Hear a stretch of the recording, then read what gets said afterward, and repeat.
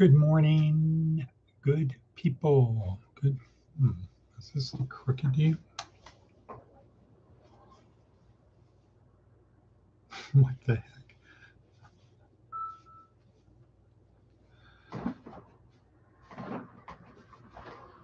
Maybe if I do that, we'll take that out in editing. We'll fix that. Okay, start over. Good morning, good people. Today is Friday, September 5th, 2025. These days are rolling by faster and we are here in southwestern Nevada in, oops, too bright.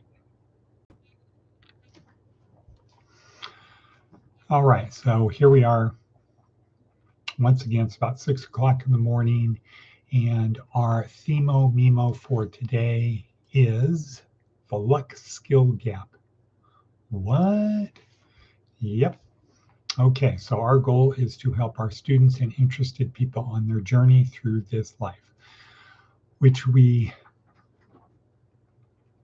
offer two things. One, instruction from this book and from other experts, the State Pen Workbook, a neuroscience approach to success.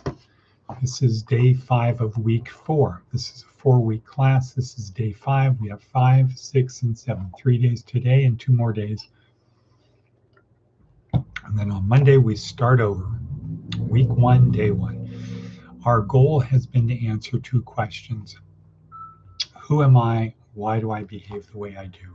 From a neuroscience perspective, not from a religious or spiritual perspective, not from a philosophical perspective, but from a hardcore, bring it down to neuroscience, what's going on in our body on a subcellular level. Who am I? And why do I behave the way I do? Over 100 trillion cells. None know who I am. None care who I am. Yet they can all come together and have this sense of consciousness and purpose, etc. And I can do things with my brain, like watch my arm go up.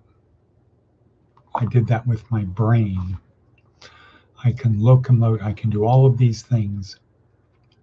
And the question is, who am I? What is it enables me to do this? And how and why do I behave the way I do on a neuroscience level? Not like, why did he do that? No, it's a thing of what causes us to behave the way we do.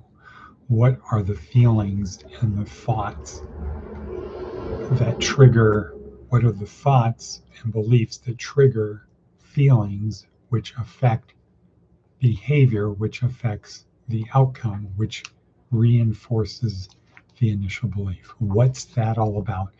If I understand that, the idea is if I understand that, I can dial in who I need to be right now. That's it. So we spend 4 weeks going through it. We also have our podcast is broken. Well, our program, our transformational program covers 4 areas, like a 4-legged table: physical, mental, emotional, and spiritual. And those happen to go with the 4 gifts, or the gift with the 4 parts that we are given at birth. So a body that is unique to all other animals. You know, there's a lot of different types of dogs, cats, horses, mice. There's only one type of human.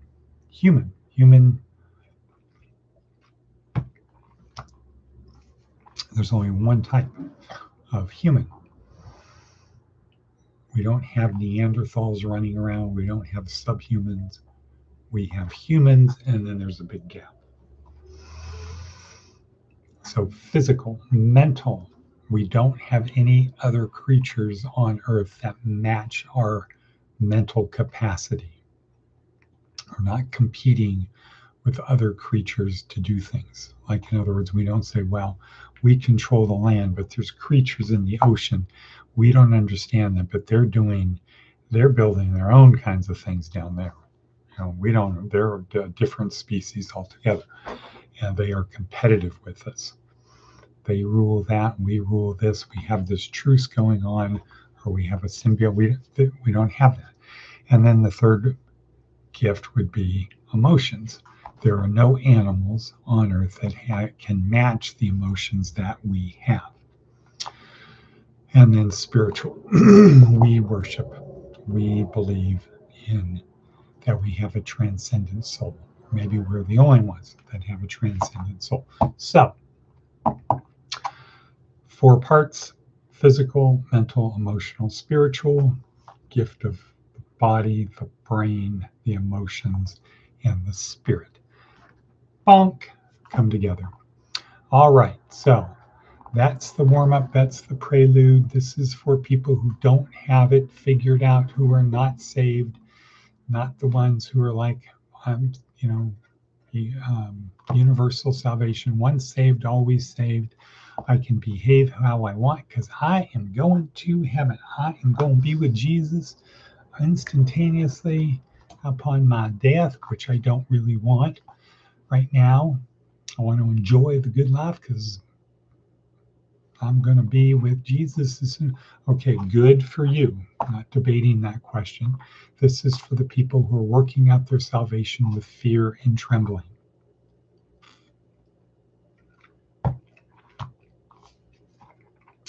This is for that subset of people.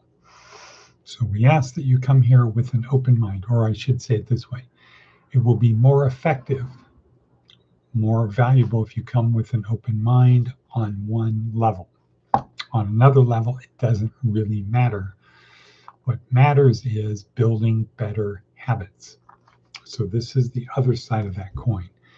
If you create a routine and you repetition until it becomes unconscious behavior, you win. So it's like me with the Darren Hardy TED Talks. I have this routine, not TED Talks, the Darren Hardy morning things. That part of my routine is to have the Darren Hardy, to listen to it while I'm in the shower. Contemplate it. However, it has become so much of a daily routine that now when I get in the shower, my brain is off on something else.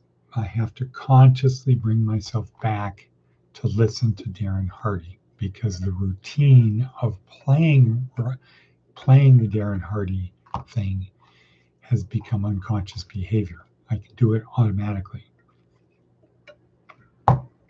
Like the Peloton. But I've actually changed that up. Okay, theme of today, the luck skill gap. Okay, we're going to talk about that in a minute. First, we're going to go to advice from an 80-year-old. Begin each day with some of your favorite music. Why? Because it creates a mood, releases chemicals, neurotransmitters, could be serotonin, making you feel proud. It's a marching song. It's a Star Spangled Banner. Could be a love song, releasing oxytocin. Could be dopamine. Could be heavy metal, banger type thing, really dopamine inducing. Do it. Whatever I'm focused on. Listen to some of your favorite music in the morning to help set the mood and get us to a state of appreciation. Right. Appreciation. Next, let's go to Seth. It's not Seth. Seth Godin. Self-awareness and the luck skill gap. Now, for many Christians, they say, no, there's no such luck. Don't say luck. Ban that word. It's blessed. You're not lucky. You're blessed by God. God looked down on you, took his finger, and pointed, touched you. Kind of the problem of that is, well, what happens for non-Christians when it happens? So is it luck if you're a non-Christian, but if you're a Christian, it's you're blessed? Is it God blesses non-Christians also, even if they're atheists and they blaspheme the Holy Spirit? Okay, self-awareness and the luck skill gap. One sort of delusion is believing that we're smart and skilled simply because we got lucky. Yeah, a lot of people that made money, invested, made money, got lucky, and they thought they're smart. This perpetuates a cycle of bad decisions that just happen to lead to good outcomes and causes people to confuse their wins with hard-earned skill. Right. Did I win because I was lucky or because of skill? When Caesar defeated Pompey to end the civil war in Rome,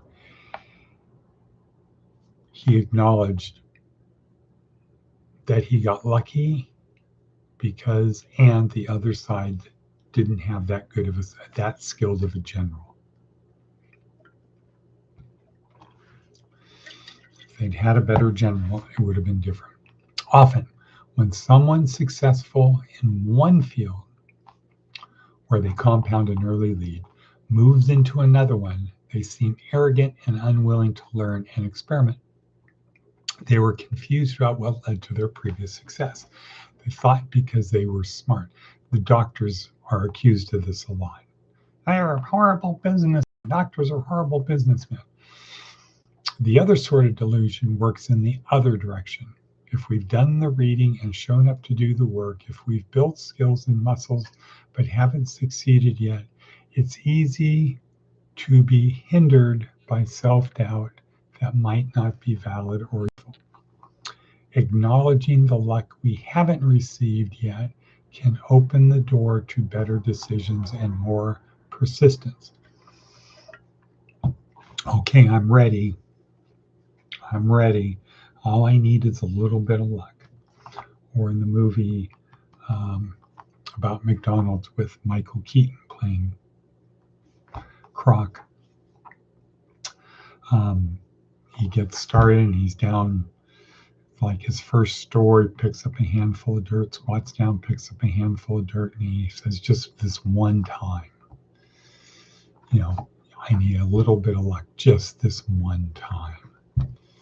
Everything else I've done is preparing for this, just luck. Luck is unevenly distributed, unpredictable, and unfair. Luck be a lady. If it weren't, it wouldn't be luck. Right.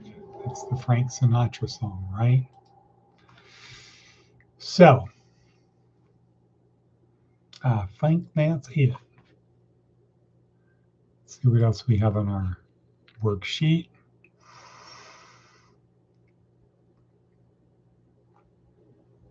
Oh yeah, so our TED Talk, this is the third day, Ignatius of Loyola, Ignatius rap.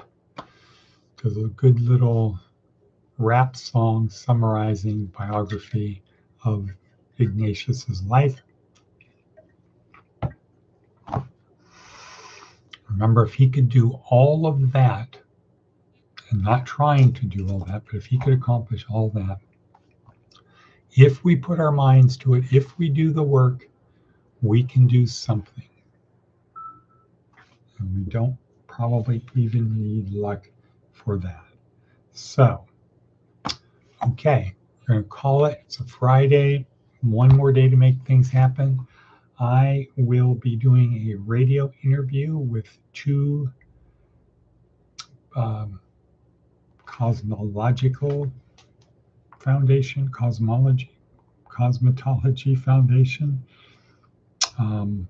today at 11:30. Radio interview. So cool.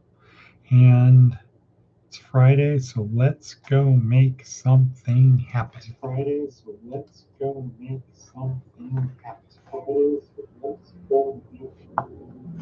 echo chamber. Okay, and with that, we'll say and cut.